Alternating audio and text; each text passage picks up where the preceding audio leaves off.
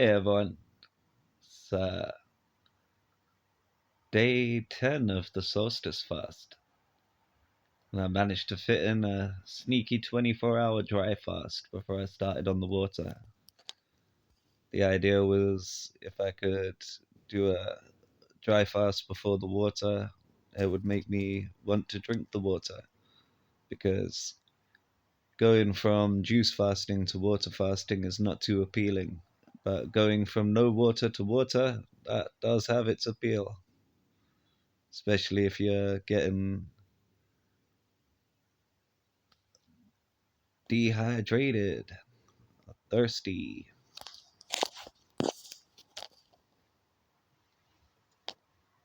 So yeah, heading back to London tomorrow. It's been an interesting week.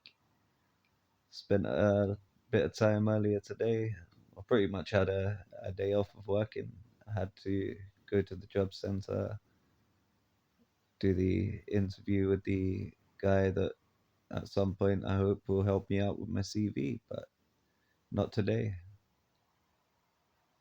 He was more concerned with letting me know about agencies and walking into shops and applying, so just let him do him. Had a little catch up. That's not too important.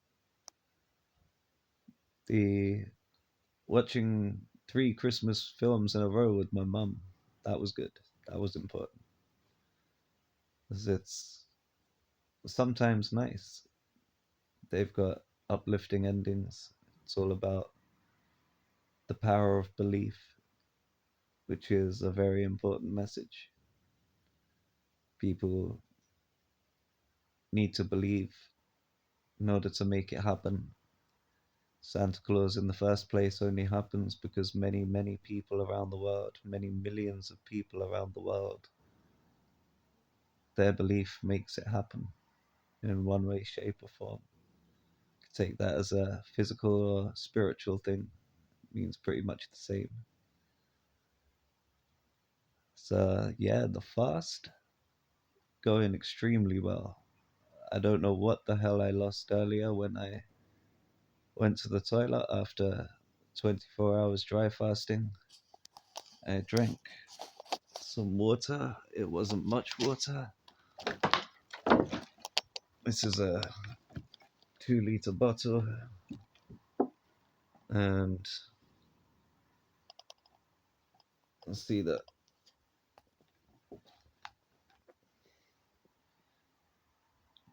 barely drunk a quarter of a bottle of water. And what came out? This is the TMA. TMA. This is the TMI part of the show. It's, what came out was traces of mud, traces of stones. I've just been 9 days doing juice fasting. I shouldn't have had that inside of me still. Or whatever it is, glad it's gone. I wasn't too fresh. It was the smell that filled the room that I thought, this is something different entirely. I think that my body must have gone into a state of autophagy, even though it was only a 24-hour dry fast. Something happened. Something was quite hard on the way out. Something must have been broken down or encased in something that was broken down and evacuated. Don't really want to know what it was. I know there was people out there that used to sieve through their poop to look for evidence, try and show people that this mucoid plaque does exist, because there's a lot of misinformation out there. And there's a lot of people that don't believe that mucoid plaque is a real thing, despite people being able to pull it out of autopsies on people, despite stories of Elvis having X amount of hamburger meat lodged in his colon. Like, you do get things stuck inside of you. The The interesting thing I've been pondering recently is my fasting. Does it help, or can I achieve the same benefits from a spiritual life or adopting things of a spiritual nature with just eating whatever I want? Because it does say in the Bible about being more concerned with what comes out of your mouth than what goes into it. And yes, in a way, I think that the power of belief wins overall, mind over matter. It doesn't matter what you put in your mouth, because if you believe it to be blessed, it will not harm you. But you can't lie to yourself. You know exactly what you believe. You can't just sit there and pretend to believe something and then have it not work. That's how you achieve cognitive dissonance. It's a bit of a couple of long words there, isn't it? So I've been playing Scrabble today. I lost twice. I didn't get any words like cognitive or dissonance. Cognitive means of the mind. Dissonance is what you get when things clash. It's something you hear as a music term. Cognitive dissonance. What's an example of cognitive dissonance?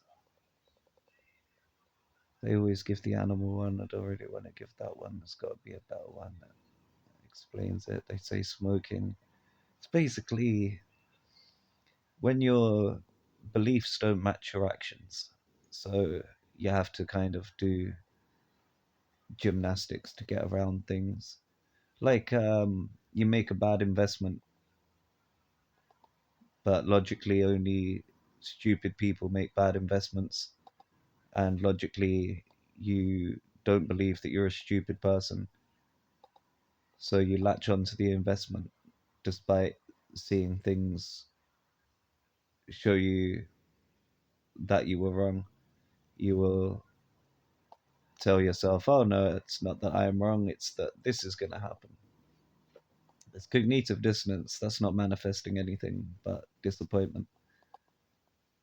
It's something that I see happen quite a lot to people. You get stuck in a rut believing that something's going to happen and it's just around the corner. All the people that fell for the world's going to end. And even to an extent, the people that were waiting for the big exposures to happen, whether it be alien exposure or child trafficking exposure or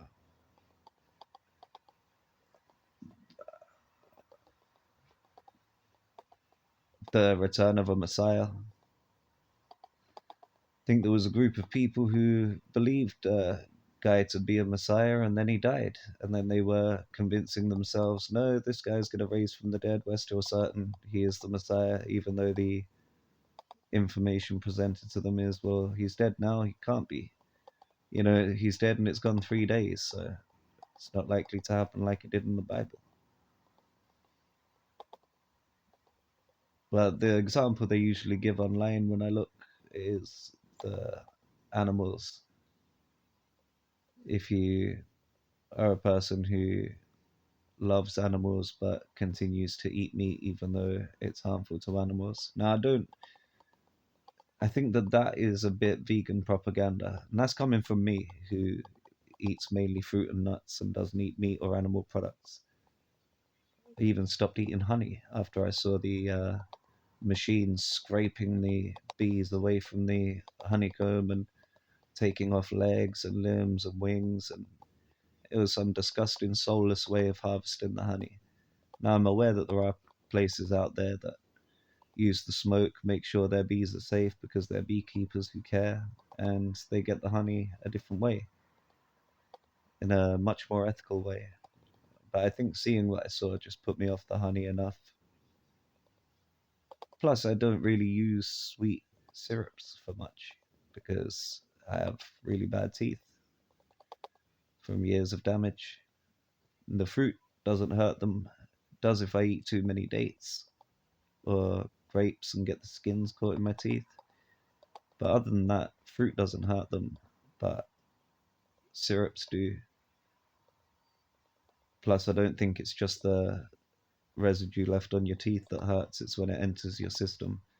It starts borrowing things from other parts of your body. You got calcium in your bones and teeth that are needed if you have too much of something in your system and you need to use chalk effectively, or use the calcium as a chalk or something to dull it down. It's a thing that I've seen explained when you have too much vitamin A in your system from Chubby Emu's video about the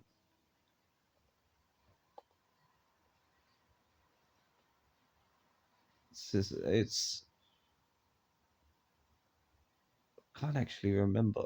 I think it was the gummy sweets. There was a mum that allowed she bought her kid a load of gummy sweets and she was letting them eat them for breakfast and stuff like that. But they were vitamin A multivitamin tablets that are high in vitamin A, and he was eating loads of these to the point where then he fell over one morning, put his arm out to stop himself falling, and broke his arm. His bones had become so brittle that they weren't able to handle a regular fall that a kid would have, not from on top of anything, just from standing up. And I realized then how dangerous it is to overdo it with vitamins, which was quite good because was a time in my journey when I thought that supplements and vitamins were a viable option. I don't agree with them at all now. I mean, if your body is in an extreme condition and you need them, then extreme conditions call for extreme measures. I understand that. I'm not saying for people not to take supplements, but I don't think your body needs them at all. I think there's a lot of people that I watched when I was learning about this diet and this lifestyle, and I see that people who have been on this diet for 7 years, 8 years, longer, never needed to eat protein, never needed to eat iodine or dine. Is it Dean? Chlorine, iodine, I think it's Dean. So these people don't really suffer any noticeable health effects. And they make videos about health, so it would be very obvious if they did. And this is going years without. And it does also bring back to, is it through sheer belief? They say the only thing that your body cannot make, you cannot manifest on the inside, is oxygen and vitamin C. So with those two things, then you should be able to convert whatever substance you produce into the chemicals that you need. Our bodies are insanely intelligent. They're not as stupid as Western medicine likes to make out. Like, oh, your body sends things out to attack itself because it doesn't recognize its own cells and things along these lines. I think all of that is to do with the food. But again, is it the food or is it the lack of awareness that does it? Because there's people that have eaten processed rubbish for years and years. There's a guy that my mum used to work for who lived until he was 82 years old, been smoking since he was 12. He used to chain smoke. I'd see him putting out a cigarette with the lighting a cigarette up with the end of the cigarette that he's just about to throw away 5 times in a row. 5 times in a row, and it wasn't just one occasion that I see him doing this. Imagine smoking 5 cigarettes in a row. He used to go through about 60 to 80 a day in his last years.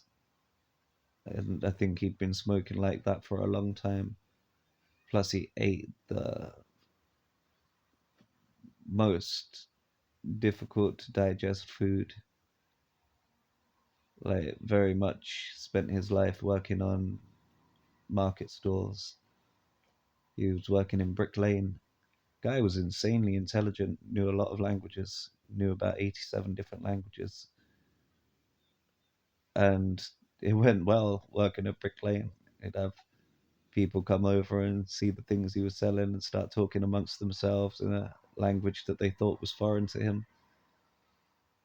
And they're saying to each other, "Yeah, okay, it's good, but not for that price. Tell him this, tell him this." And then he'd lean over to them fluently in whatever language they were speaking and say, "The price will be staying as it is." What a wonderful party trick. The look on their faces, seen him do it before. You'd never expect him to do it. He was a very overweight, ignorant white man, racist. I used to call him Cartman, because I'd got into South Park at the time, and he just reminded me of Cartman.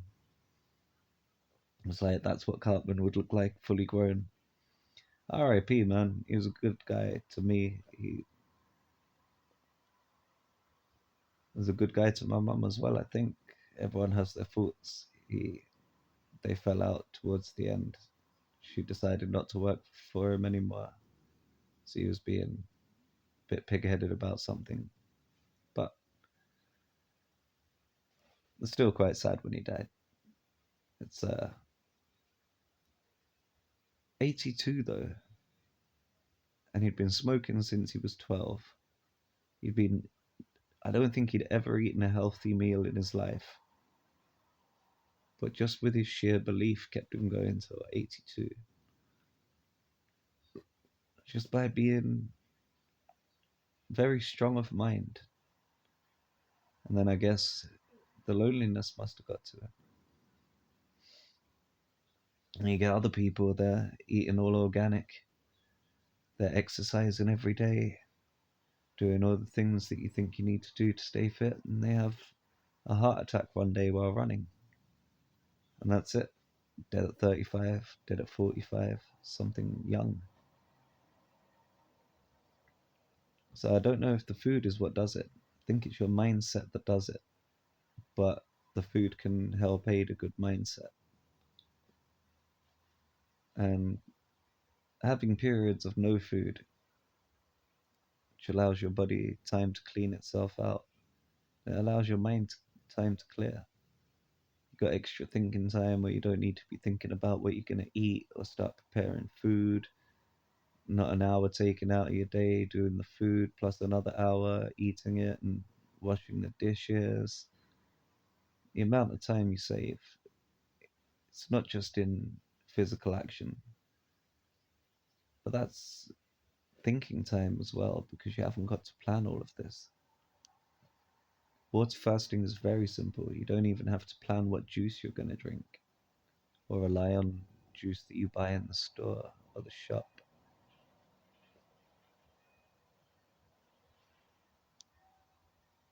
So, more leaning towards mind over matter than the physical stuff helping. But then, if you are someone that believes in the physical world over the spiritual world, if you don't believe in magic and you believe that you need physical things to have physical results, then having the physical food that is good for you or easy to digest, say, because there's loads of food that's good for you that might not be so easy to digest. Like avocados, they're very good for you, not so easy to digest. One of the easiest in terms of fat to digest.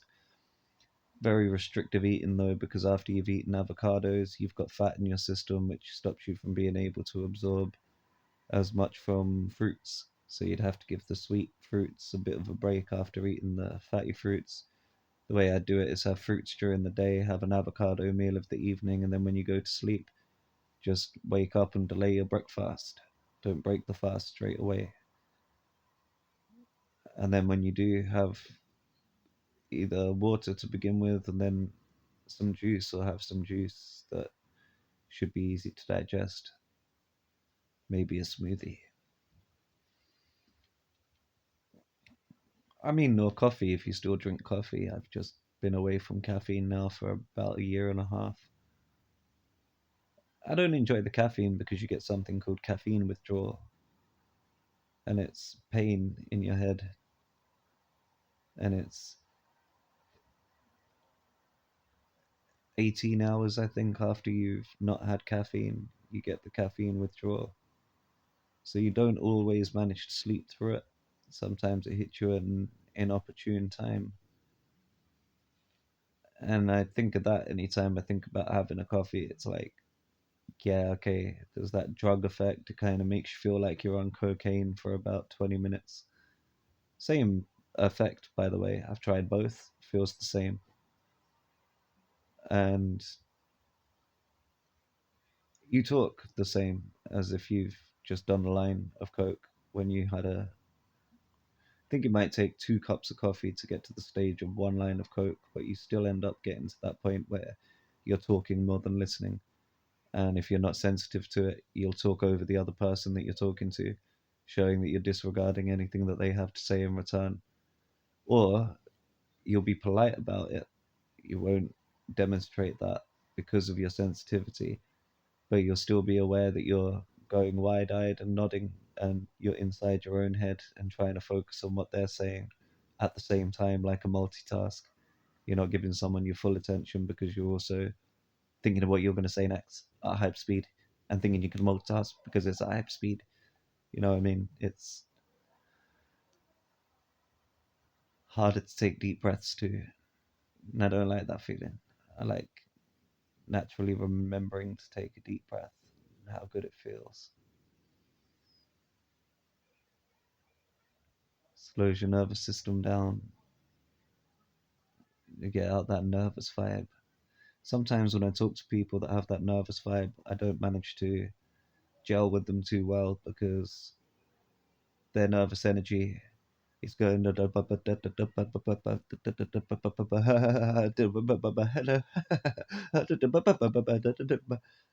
and it feels like you're being attacked. It feels like energy is being sucked out of you. It feels like it's almost a demand on you to be able to keep up with them. You can feel the nervous energy coming out of them, and it's exhausting. Uh, I've gotten like that with a few people. I've tried in the conversation breathing deeply at that point, just thinking if I manage to calm my physiology down rather than rising to theirs. But then that means I've got to be twice as attentive, which then pulls me away from the conversation, so it becomes hard to follow what's going on. And it's interesting because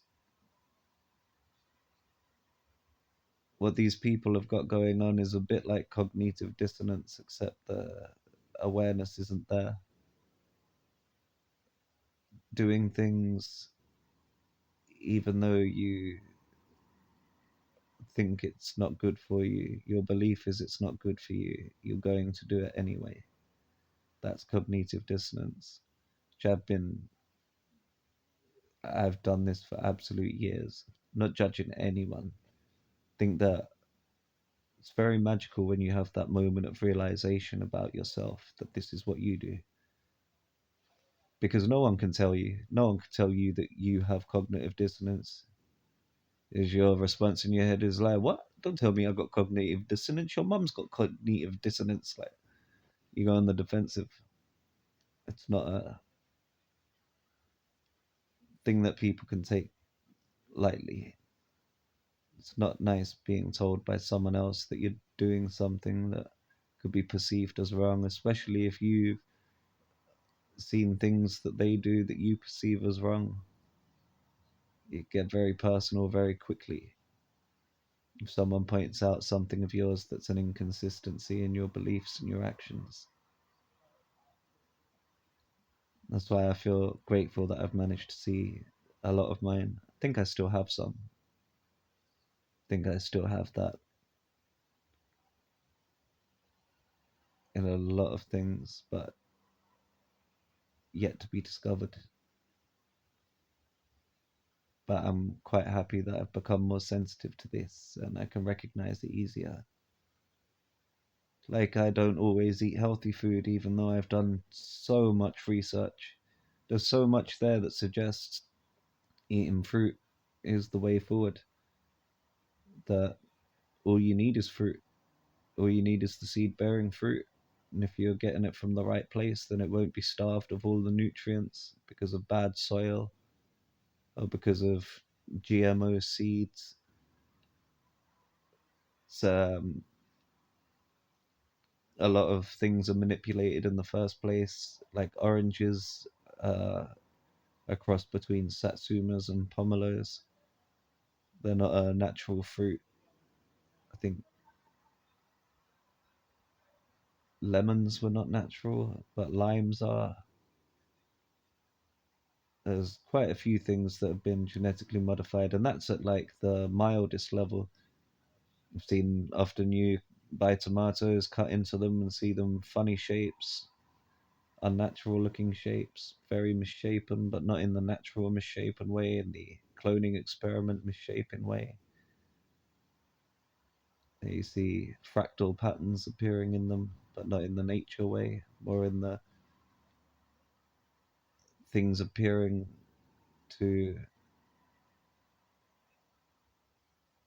be where something's tried to grow with a different pattern inside of it at different parts. I didn't explain that very well at all.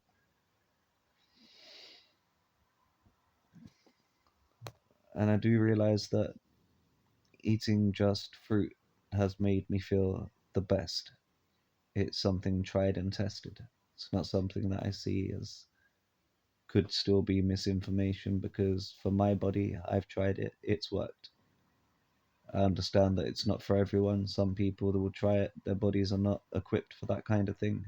It will not work. I think that you need to undergo a lot of changes first to be able to get to that stage. But for me, I feel incredible anytime I manage to go a stretch of time of having just fruit. Even when I did the fast, not fast, I suppose, but restrictive eating for Navaratri, had a sattvic diet for a little while. And that was just cutting out things like garlic and ginger. Well, I think I even had ginger, but say for argument's sake, cutting out garlic, ginger, and onions while making stir fries, and not having like soy sauce and other things that I would usually add, and making sure it was cold pressed oil that I used, avocado and rapeseed, but cold pressed, not refined and messed about with oil, not rapeseed oil that's really just canola oil in disguise. And I noticed the lightness that I felt in just those, well, in just 2 or 3 of those days. But even though I've seen the light, I've seen the truth, there are times when I'll just choose to eat something that I know is bad for me, and that feels like my cognitive dissonance. So I don't think that I'm free of this. I think that it's just we're always going to be battling with it one way or another. And that's about mind over matter. That's when you're given a test. And if you're not aware of what you're doing, then you're going to suffer the consequences. Whereas if you're aware of what you're doing, try for the majority to do what makes you feel good and eat what's right. Do what makes you feel good could be taken either way. What I mean is, do what makes your body feel good, not your ego. Your ego is the one that wants the nice flavors and wants to enjoy itself because living in the body and yada yada. But you suffer for it. The ego mind is the one that falls to the cognitive dissonance. It's like, if anything, trying to ignore that part because it wants what it wants. And if you succumb to eating the foods that are bad for you to satisfy your ego, you're failing the test. But then, if you're in a situation where that's all you have to eat is the thing that's bad for you, I don't think that's necessarily going to give you the bad effects, because you're still not doing it for ego reasons. And instead, you're doing it for survival reasons, I guess. And I think that would be far less damaging, if not, will do no damage. But if you're the kind of person that you get a sore throat and you still decide to light up another cigarette rather than giving it a break, you decide to power through it because you think it will be cool. Whatever your ego has to tell you to convince you that doing what it wants is you on the right path, that's failing. And I think that even people that try my path with the fruits can end up in those situations, because even if you decide that you're going to eat fruits for ego reasons, your ego is convincing you to eat something that would be good for you, but your intention is wrong, then you can end up with some kind of repercussions from it. That one sounds like it will be far more difficult to explain. It's, you could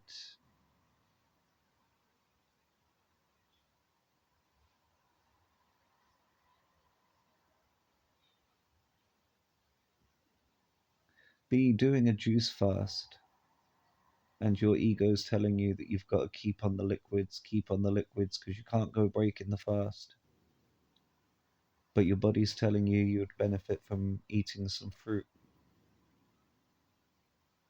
If you choose not to eat the fruit, it could do you more damage than if you were to just choose to eat the fruit and listen to your body. Because your body might be telling you that you need fiber for some reason. And if you listen to your body and not the ego saying, oh, but what will everyone think of us? You got to listen to your body at the end of the day. If you're going to do any kind of fast, your body is what's going to suffer. You got to, it's using that conscious mind to look out for the subconscious mind. The subconscious mind represents the body. Subconscious mind is the feminine mind, and the feminine represents the body. Any creation of God would reflect any creation of man that's a vessel. A man builds a boat, calls her she. Same with a car is often a she. Same with a guitarist, his guitar will often be a she. Because any vessel, any body that's built in the material world is a feminine essence. I get that Saturn is the ruler of the material world, but what he created is the matrix, which means both womb and mother. It's a she. The creation is the she. Imagine being lonely, being the one entity that exists before polarity. Of course, you're going to want to make a female. It's the perfect companion. God's not an idiot. I mean, each to their own. You don't have to go with a member of the opposite sex in this world. You have complete freedom. If God gave you that freedom, I'm not going to judge you for using it. You do you. But the balance of life with the male and the female and the way that the parts go corresponding to each other, I think one of the greatest inventions of mankind. So perfectly balanced. Probably the best creation of mankind. And it's sad as well because the state of the world seems to be very cognitive dissonance. It's like there's a lot of Supreme Courts and there's a lot of judges in general. They allow massive crimes to continue. They know that it's wrong, but they'll allow it to happen for fear of something or some kind of agenda, worrying about upsetting people. The police have this as well. In fact, that's something that's happened in Britain for a long time. There's a two-tier system that's created because one group doesn't get punished because the police are too scared to do anything to that group because they're too powerful. And It could be a political group, it could be a religious group. This isn't just in the UK. I've seen this happen in along any of the world news that I've spent enough time looking at. People are afraid to do the right thing, so they choose not to, and that creates that cognitive dissonance.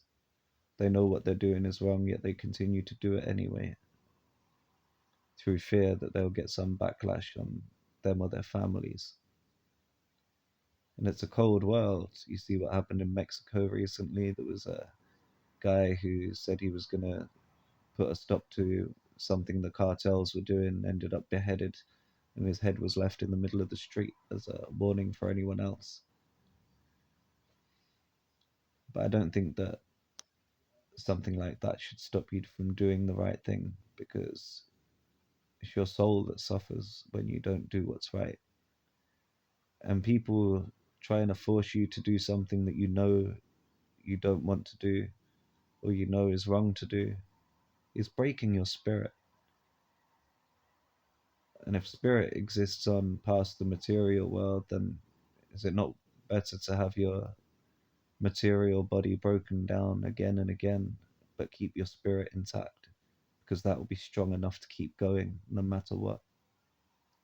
For me, that feels like the case. Hopefully, that is the case. And that's another interesting thing. You can tell where the bad guys are hiding by which groups you're not allowed to criticize. And I think that all of these things are created by God. There aren't any evil groups out there, but there are evil entities which infiltrate the groups and twist them and mold them into something that then resembles evil, because too many people with cognitive dissonance are allowing the crimes to go ahead. Like, would you be able to turn a blind eye for a friend that was abusing children? Would you have to distance yourself from that friend? Would you have to report the friend so that the children would be safe? Would you have to do something to save the children? Or would it be different if that person meant that if you upset that person, you lose your social standing, or you lose, oh, you at risk of being beaten up or stabbed, or your family end up getting people harassing them, or people turning up at your house and throwing things through the windows, pouring petrol through the letterbox or something. This kind of fear can allow you to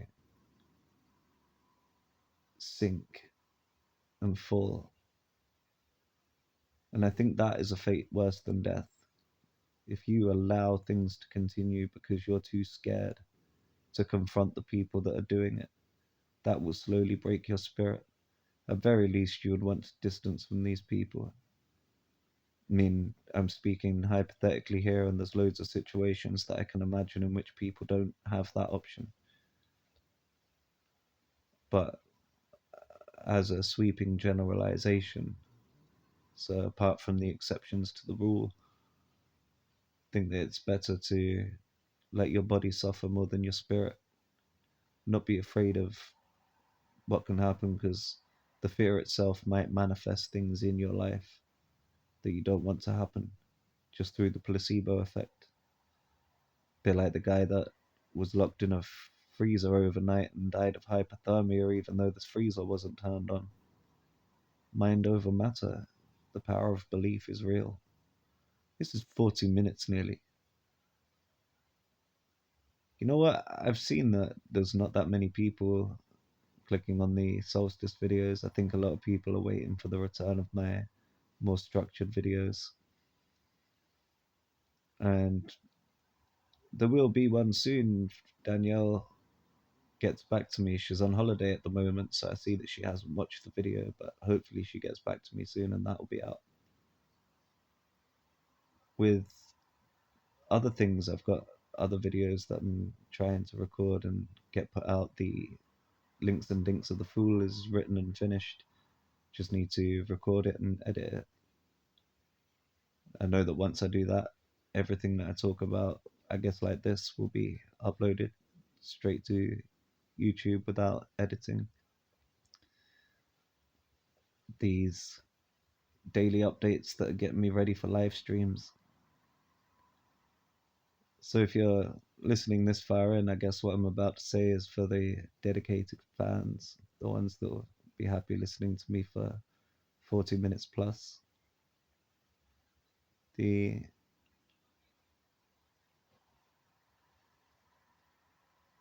wow, how my mind feels so clear. I don't remember the last time my mind felt this clear. I'm now, is it 10 days into not smoking cannabis too, which is almost the longest. I think I've got a few more days. By the time I get to the end of this fast, that'll be the longest I've gone without cannabis, which I do notice has an effect on me that slows me down. It's another bit of cognitive dissonance. I don't want to be slow in the mind. I want to be clear thinking, because that's when all of the messages come to me, all of the things that I've thought about, an accumulation of everything that my life's been about, all happens at once and the pieces slot together easily. And when I'm stoned, it's like a mild form of being drunk. It's numbing myself a little bit, being slower on the uptake, going at a lower frequency. It's basically keeping yourself at the green level. It's the gateway drug. It's the middle chakra, the heart chakra, the anahata chakra, which is always green because that's the middle color. Red, orange, yellow, green, blue, indigo, violet. That's one thing for certain, is that the middle chakra would be the middle color. So a lot of the characters in animes and things have associations with the middle chakra. The main character from Dragon Ball Z has a 4-star Dragon Ball fourth chakra. The main character from My Hero Academia is Midoriya, which means green. I think the main character from Hunter x Hunter may have had green hair. Gone, if I'm remembering rightly. I mean, obviously, not every creation out there will follow this pattern, but the ones that are really, really successful generally tend to. So green cannabis being the gateway drug makes perfect sense. It's at the gateway between the higher chakras and the lower chakras. That's why the main characters are the green, the gateway, because they need to be able to experience the higher chakras and the lower chakras to be able to deliver to us who are watching the rise from the lower to the higher, or whatever else they're trying to portray, different patterns through it. And I think that's our main goal as well, to maybe it's like saying that you can use cannabis if you're in the lower chakras and it will bring you to a higher place. But if you try using it when you're in the higher chakras, it will just keep dragging you down. You got to make that choice. And my choice is stick with the cognitive dissonance and be like, yeah, I smoke weed. Yeah, I know it's not going to get me any higher. Then why do it? Doing it initially for mind expansion, and think that my mind can expand much further now without. I'm not saying I'll never smoke it again, but definitely not every day. And I think when it comes to cognitive dissonance, it's important, even if it's on that level. On a higher level, it's looking out for what's important in the world, making sure women aren't suffering and children aren't suffering at the hands of other people just because you're too afraid to say anything because it goes against what's socially acceptable these days. What's an example? The women getting beaten up by men in sporting events and in the Olympics. And it's like, yeah, whatever, you can have a certificate that says you're this, that, or the other. It doesn't make it true. If someone identifies your DNA, the scientific answer that they're going to get is going to be different than what your piece of paper says. And I'm not saying that you should avoid being yourself and expressing yourself by, say, dressing up however you feel comfortable. Even if you want to go for the extensive body modification, which I wouldn't do myself, but I've known people like Yeaston from the Psycho Cyborgs and other people who have put metal mohawks in their head. It's a form of expression. Again, not something I would do, but I respect people's right to choose, especially my body, my choice. But when it's other people's bodies put at risk and other people not getting a choice because people are too afraid to stand up to what is unjust and unfair, that's when there's a problem. And seeing women get beaten to a bloody pulp by someone who's gone through puberty as a man is something that is clearly a problem to anybody not suffering the cognitive dissonance of going, oh, well, but we should be accepting of everyone. It's like, not really. You should be tolerant of everyone. Don't go out there creating problems for people. Don't go out there beating people up in the streets because you see them being a different way to yourself. But I could understand you beating someone up if they were perving over your daughter in a women's changing room when men shouldn't be there, or in a women's toilet. Look, I get that some people feel more accepted if they're allowed into these places, but there's a reason why there was separate toilets to begin with, and it's for safety. It's not just because women were complaining that men's toilets were dirty. Women's toilets are often dirty as well. I've heard. I don't go walking into them. And it's something that I think that we've lost is the ability to stand up for what is right. Because too many people are suffering cognitive dissonance, so they don't want to get involved in case they get a bad reputation or lose some social standing. And that's a very dangerous way to be, especially if the police are doing it, especially if it's something. I don't hate on any individual groups, but even though I'm a hate the sin, love the sinner kind of person, I'm not a love the sinner when they're continuing to sin kind of person. It's like you're making your choice at that point. If what you're doing is hurting other people, this is talking about people that are child abusers now, and whether they be in government or belong to some one religion or another, or one race of people or another, or whatever your difference. If there's a group of people, even like people that get diplomatic immunity, like, no, if that person's abusing that diplomatic immunity by using it to get away with crimes such as abusing women, children, or even other men, abusing anyone, really, abusing the weak, or those that are weaker than them because they don't have a organization behind them that's letting them get away with it. That's when we have problems. We need people to stand up for what is right again, regardless of the consequences, regardless of who then targets you. And I think that I need to do more of that. I've just got to figure out how. I've done it one time before when I was in Romford. There was a girl that was being a bit of a public nuisance. She was walking around with a glass of wine in her hand. She was stumbling around, really. She was barely walking straight. She'd clearly drunk quite a bit of it. There was a bottle sticking out of her handbag. It was a cheap bottle of wine, and it was maybe half of it was already gone. She was with a couple of friends. They all looked pretty drunk. They all looked pretty young. Not sure if they were like 18 or just under, therefore drinking on the street. Probably the latter. And I was just about to get on a bus, and I heard her having this argument with some guy at the station. It was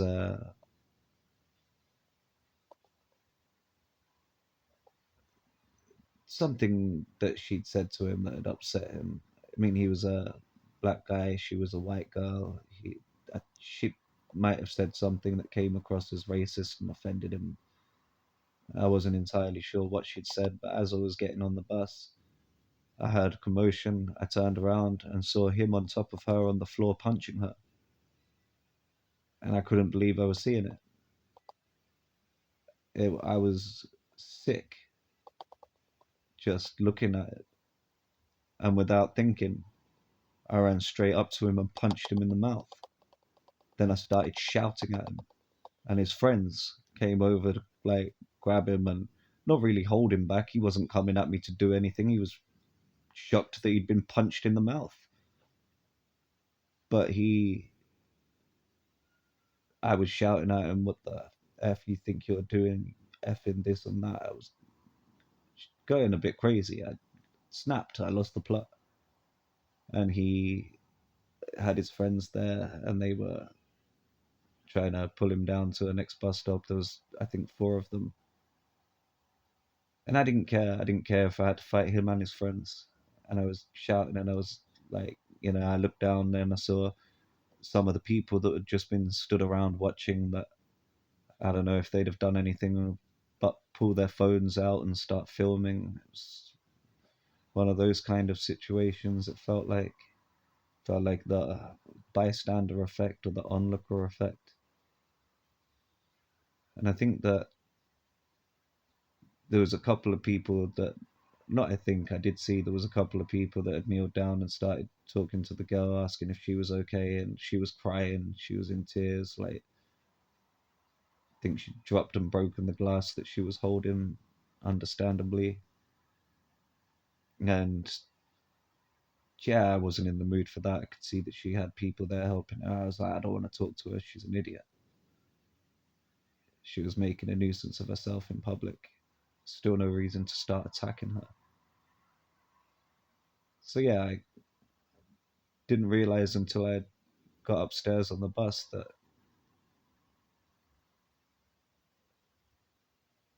the guy I punched was quite young looking, maybe not even 18 himself. And I did wonder then, did I just punch, like, because this was only going back 2 years, 3 years. It was before the lockdown, so we'd been going back a few more years actually. It's going back about 5 years now.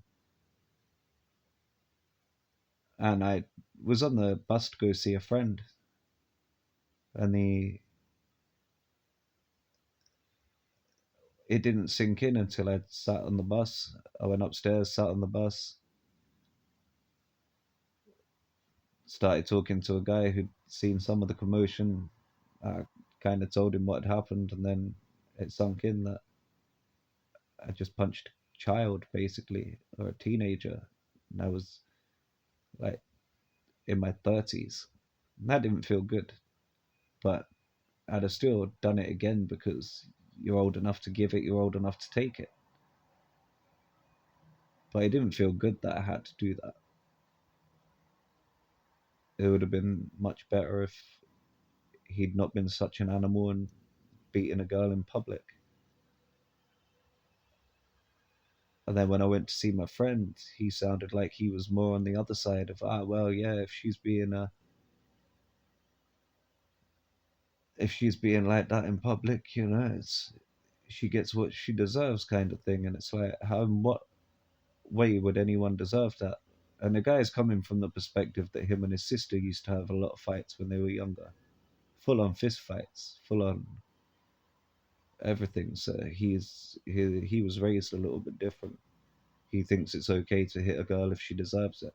I didn't think that, one, she deserved it, or two, it's okay to go around hitting girls, especially if they're not. It's different if you're defending yourself. If someone attacks you, you defend yourself. That's one thing. Doesn't matter then if it's male or female, someone's trying to kill you or harm you. Yeah. defend yourself. But then that was excessive, and she wasn't trying to hurt him.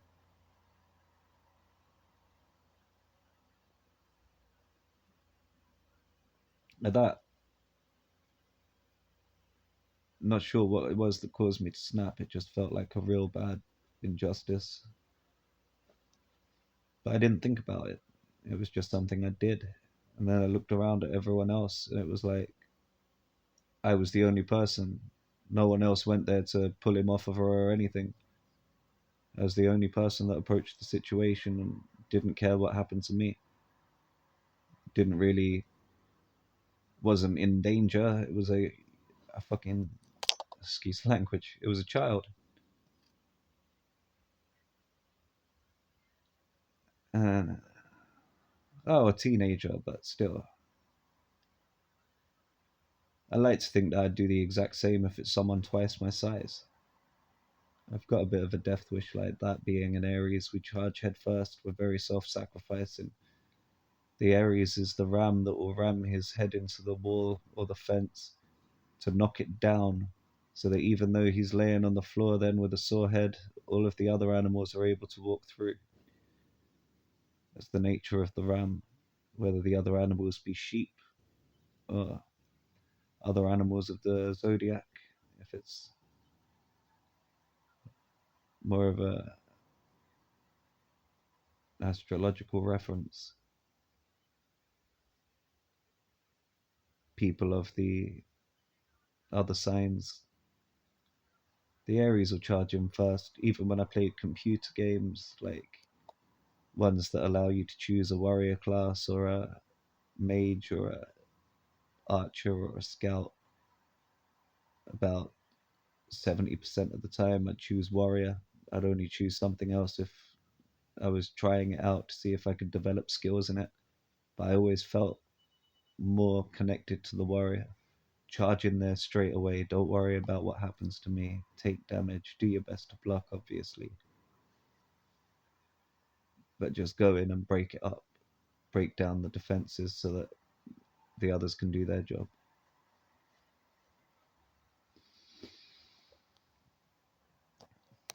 So that's kind of what I think when it comes to cognitive dissonance. If I had cognitive dissonance, I'd have been one of the bystanders watching it going, this is wrong. I should do something. I'm not going to do something. That's not going to make your spirit feel very strong.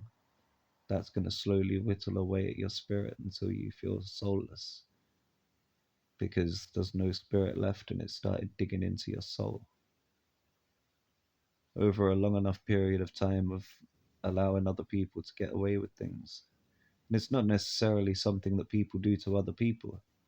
If it's people doing it to yourself, there's only so much you can put up with before you need to snap and fight back. I mean, I didn't exactly fight back when it came to people throwing my stuff away at the workplace, but I immediately got out of that situation. And it's not like I'd be worried about anyone inside of that situation now. If anyone decides to attack me when I'm not working there, I don't have my job to lose.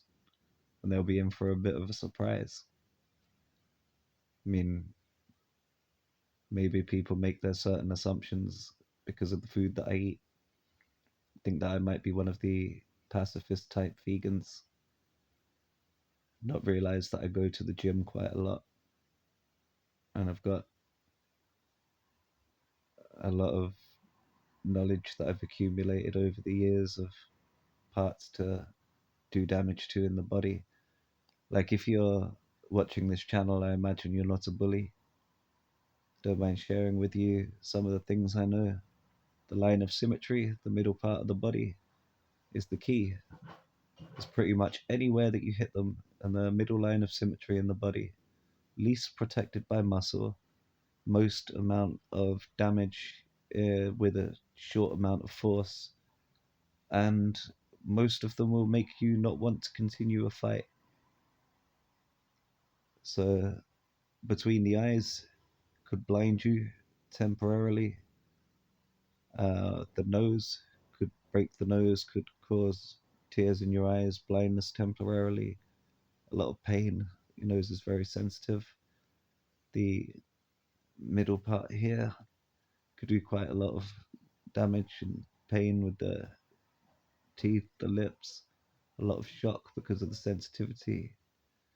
The chin, if you catch it at the right point, but then try and avoid hitting the hard bits because you don't want to hurt your hand. Um, the neck, the throat, if you manage to catch that, it can be quite deadly. So make sure that is only in extreme forms of self-defense. The chest, there's a few different parts around the rib cage that you can hit that would wind somebody, especially if you're doing a scissor instead of a flat punch. Obviously, violence is never the answer. Is self-defense in this case. You're doing something to stop the fight. You're doing something to stop the violence. The idea is not to repeatedly beat people in these places to cause them pain. But right down to the testicles, you pretty much hit anywhere along that line of symmetry, it's going to make the other person want to stop the fight. They're not going to want to continue to fight.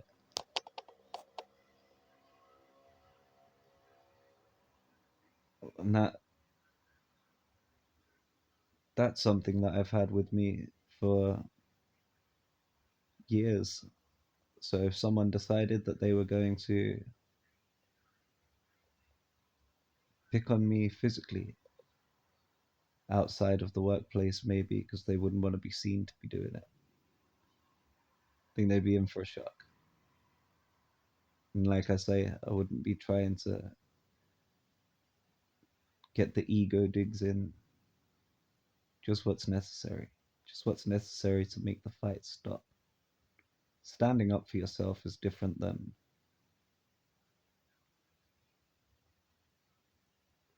fighting people because you want to win the fight. You're trying to win the situation, not win the fight. As Mr. Miyagi would say, the best way to win a fight is no be there. And if you have to defend yourself, it's better to be defending than attacking and beating and expressing dominance over this person because you've got a one up on them.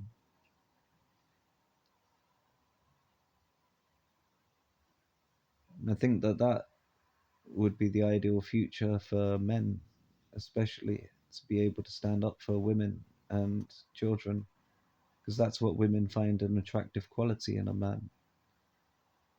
Someone that will defend their honor, defend their life if it takes it. Someone that's willing to stand up for them and say, hey, this is wrong, even if all of their friends turn on them and start treating them differently in a social situation for whatever reason. To be able to take that step to stand up for what is right, that means you're feeding the spirit and not the ego. That battle, the tale of the two wolves, they're in your body and they're always fighting. And when the person hearing the story asks, well, which wolf wins? The one you feed.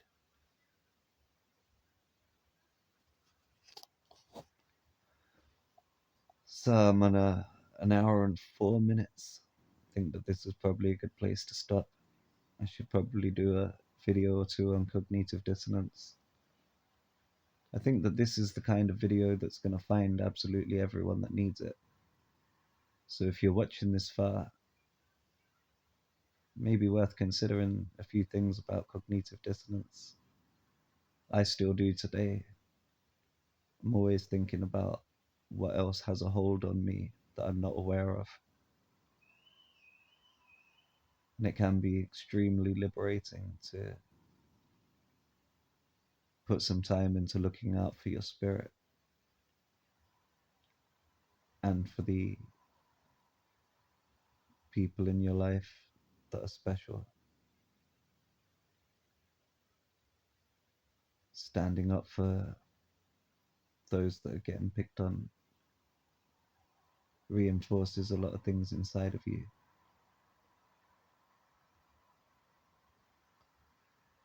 And I didn't feel it at the time. I felt like that was a horrible situation. I was angry. I was still angry the next day. My adrenaline was going. When that calmed down, I felt quite angry and sad that that had happened in the first place.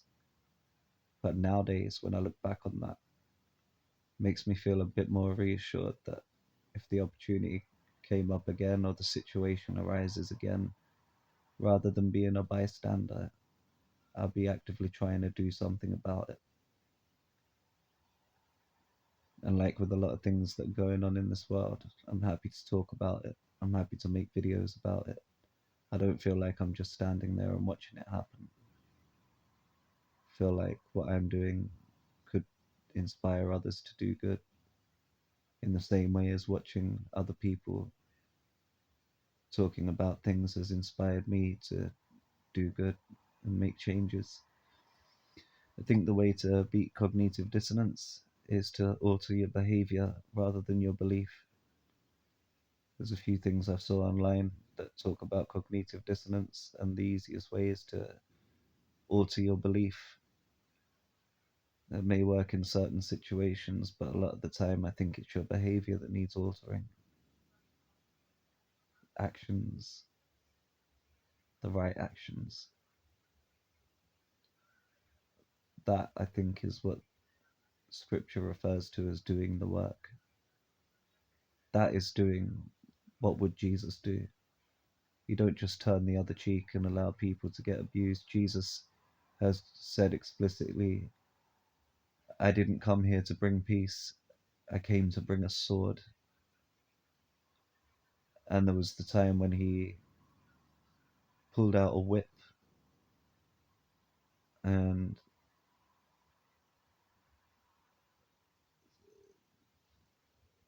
chased these people out of the temple, saying, you've turned my father's temple into a den of thieves, or my father's house into a den of thieves. Which I also think can be quite symbolic of what happens on the inside, because as within, so without. That's your body on the inside, purging all of the demons, getting rid of them. And if the thing it takes to activate that for you, because you still believe in physical things, as seeing as believing, and what's physical is needed to change something that's physical, if you still make the dedication to do something like an extended fast, that could be enough to convince your mind that you're doing something that is going to have an effect on it and therefore will make it work. The key is believing that it will work. So yeah, don't force yourself into a fast if you don't think it will work. The best thing to do is just try it. Try it to see if there is any truth to this, because so many people around the world have discovered this and it's worked for them and it's worked for me. And I would recommend it to everyone. It's what I do every time I get ill now. If I feel sick, I fast.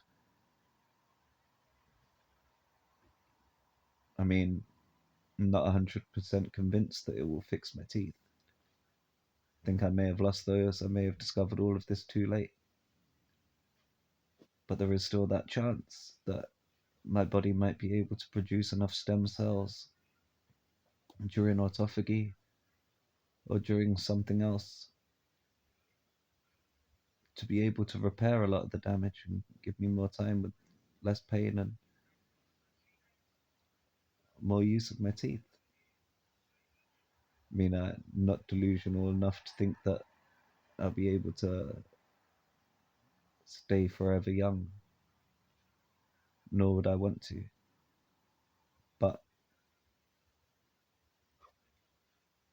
being healthy and fixing my body, making the repairs, I think that may be possible. And it's about seeing the results if I apply the mind over matter and break out of all of my cognitive dissonance that is me being tested. So 110 minutes, I'd like to say. I appreciate any of you that have stuck through to the end of this video, and I've had a lot of fun recording this. This is like a practice live stream, and I will have some more structured content videos for you soon. I look forward to doing them as well. And I hope the made for you video will be released soon. So as soon as I find out from Danielle whether she was okay with the things I said or if she wants certain things changed for personal reasons, as it's personal data for her. But otherwise, thanks for watching. Stay tuned for more.